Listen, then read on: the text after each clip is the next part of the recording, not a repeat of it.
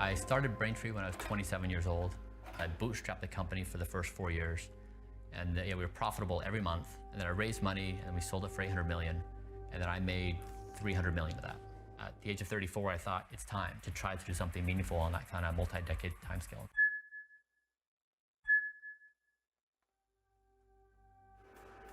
My objective with Blueprint is to demonstrate aging escape velocity using the best science, trying to do all the appropriate interventions to neutralize my aging process.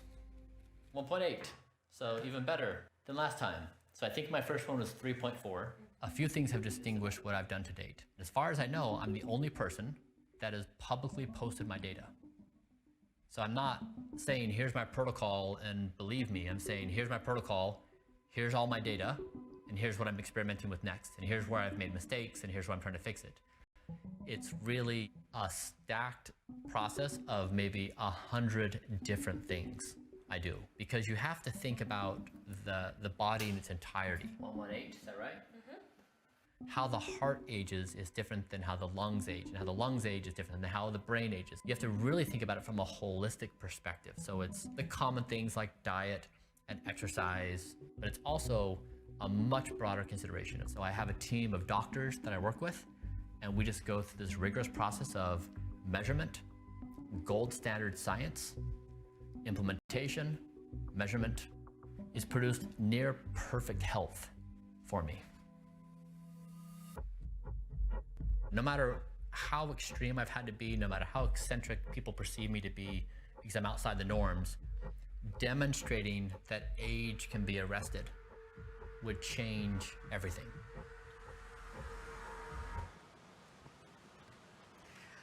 All right, Brian, we have so much to talk about. You have had a busy 2 years, and as you mentioned in the video, first off, thank you for being with us today.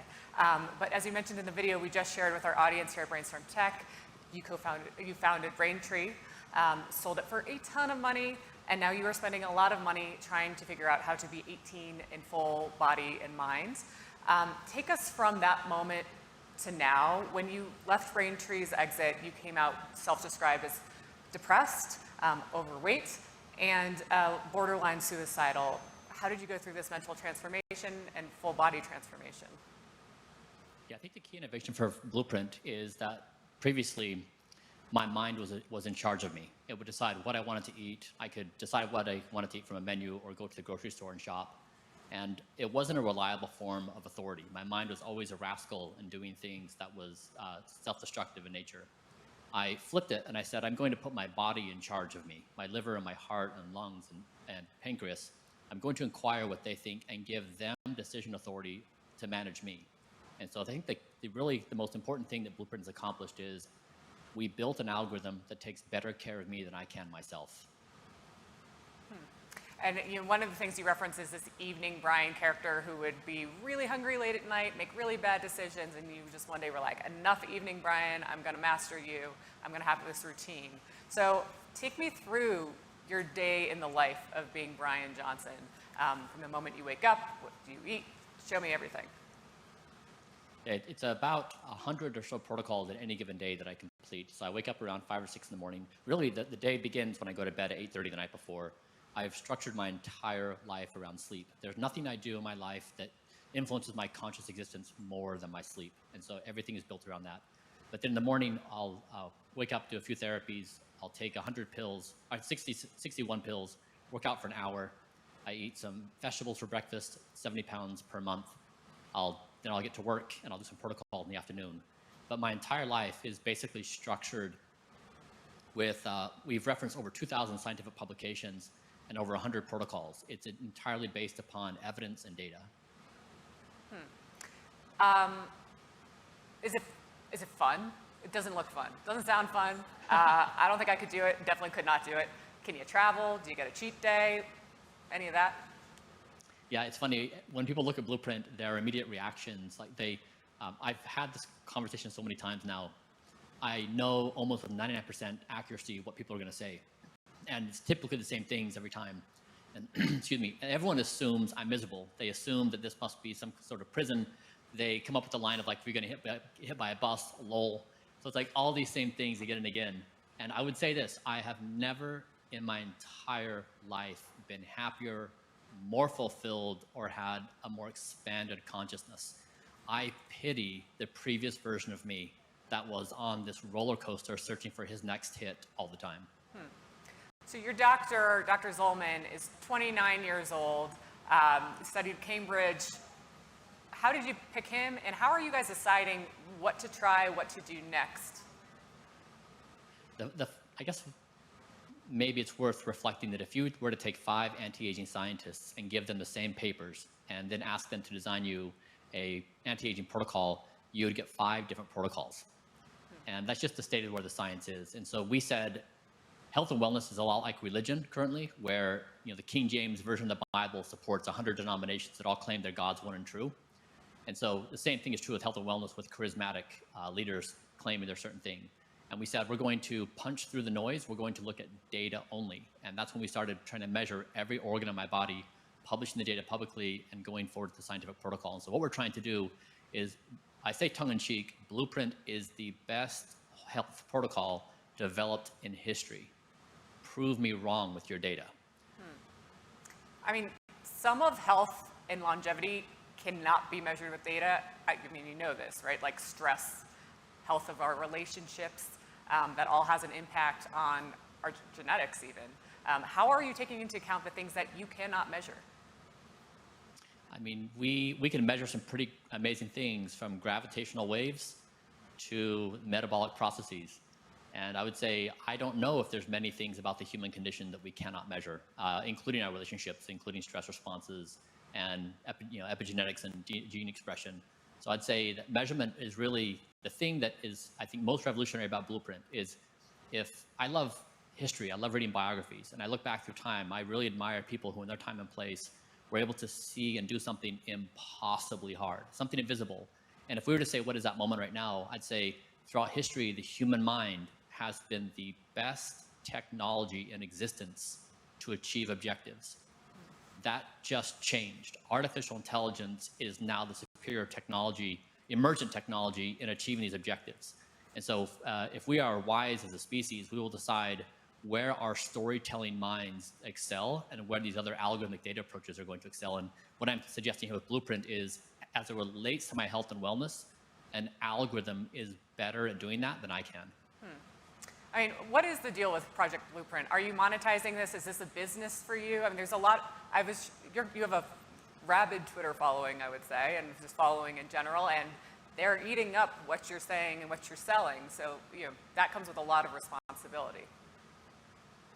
Yeah, the objective of Blueprint was to, I thought about this for a decade. I really started this when I was 21 years old. I said, I want to spend my life trying to do something useful for the human race. And I went out to try to make money to enable myself from doing this. And after thinking about this for all this time, it was, in 2023, what is the most sober assessment we could muster? And I'd say there's 4 things. Don't die, don't kill each other, don't destroy the planet, and don't underestimate aligning with AI. That is the only thing on our to-do list. Nothing else matters. After 13 billion years in the universe and 4 billion years on evolutionary history on the planet, we are steps away from superintelligence. And I want to take it to this future.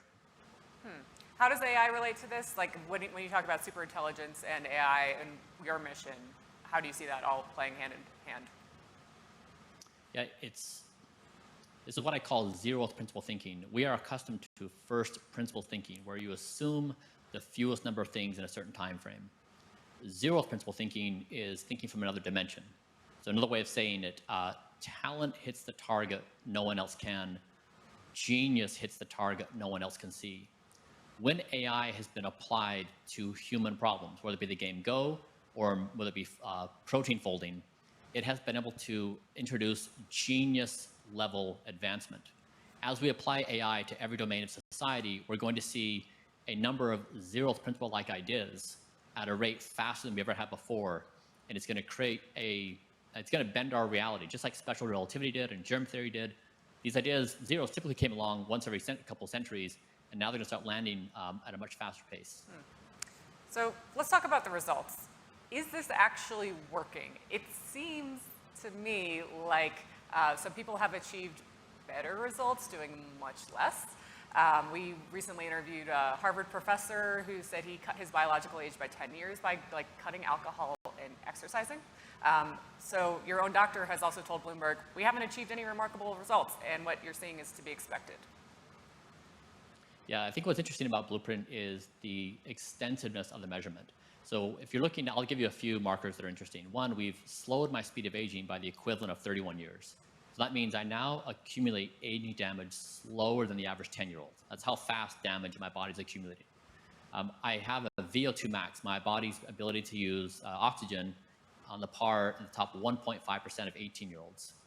And so if you look at 50 perfect clinical biomarkers, and I have dozens of these measurements, so no matter what you look at, the data all says the same thing. I'm in pretty good health. And so when someone makes a comment about if they reduced their health by blank by doing blank, they're looking at one marker. What you have with me is you've got thousands of markers that use MRI and ultrasound and blood and stool and saliva and devices and fitness tests. I'm the most measured person in human history. And so when you can take any one marker and discount it or emphasize it, but you take it as the entirety, it's a pretty interesting story to say, can you do something today to meaningfully change the speed someone's aging? I think the answer is yes. I think we've proved that. So, Brian, do you view this as a selfless act for humanity? Where does it go too far? I think a lot of people looked at the multi-generational blood plasma transfusion you did with your father and your son as a what the fuck? I'm sorry to say that like that, but you took your minor child and had him give you his own blood for no real results, as you said recently on Twitter. So, that's not too far? It's really funny. You and I live in a previous generation's crazy, and every generation falls for the same trap. We create these boundary conditions, and we label things as normal, and we label other things as crazy, and we try to create these sacred spaces where things can't be touched, but it's a trap in time and place. And so it's really, when we use these words to try to label certain things, we're just showing a mirror to ourselves of what status quo is. And society has never thrived on status quo. It's always gone forward, blazing new trails. And if this triggers a non-normal, so be it. But that's the entirety of this project. And the human race is not going to move forward comfortably sitting in status quo. We all know this. We revere people in history who broke that. But it's one thing for you to decide to be a guinea pig for yourself for science, but to bring other people into it. Did Talmaj's mom have an opinion on the blood transfusion? Yeah, if you're talking about social and moral ethics about this thing, this started, my father, who's 70 years old, started reporting to me his cognitive decline. And he's a lawyer. He would do anything to keep his mental acuity. And so we put him on Blueprint. He came back and said, Brian, I have to tell you, when you start losing your mind, you don't know. When it comes back, you become aware of what you've lost. And so I said, Dad, I'll do anything to help you keep your mind. I understand you're losing your existence. And in that moment, I said, if these plasma infusions are potentially a helpful thing for you, I'd be more than willing to do it. And my son overheard my father and I talking. He's like, Dad, I'll do it too. I'm in. He's fully on Blueprint. He's been on Blueprint for multiple years. His friends are on Blueprint. They get it. They want it. People presuppose so many things about Blueprint. They assume so many things without catching themselves, that these are ideas they have in their mind and zero knowledge of anything going on inside my world. And so it's a good reminder that we have these default thought processes, but they really paint a picture that's different than reality. So what's your end goal here, and will you ever stop? Is this going to be the rest of your life, or being surrounded by 30 doctors, $2 million spent a year, achieving the body of an 18-year-old in all ways? Or do you at some point plan to go off into the sunset and eat a burger? No, I don't desire cheat days. This is the thing. Everyone presupposes too that I somehow desire a pizza or donut. I don't. It makes me sick to think about it. But I would say if this is a question of what is the meaning of life? Is the meaning of life to cheat and get these cheap thrills of donuts? To me, lucky us, we exist. Everything we do on top of that is a benefit. And this is why I go back on the humanity's to-do list. Don't die, don't kill each other, don't destroy the earth, and align with AI. We have a specific set of objectives to achieve right now. And if we squander this opportunity, it could be We have the potential of existing in the most extraordinary existence in the history of the galaxy, potentially. If we sober up and see this moment for what it is, we may behave very differently. Brian, thank you so much for sharing your plan with us, your insights with us. We appreciate your time here today. Thank you.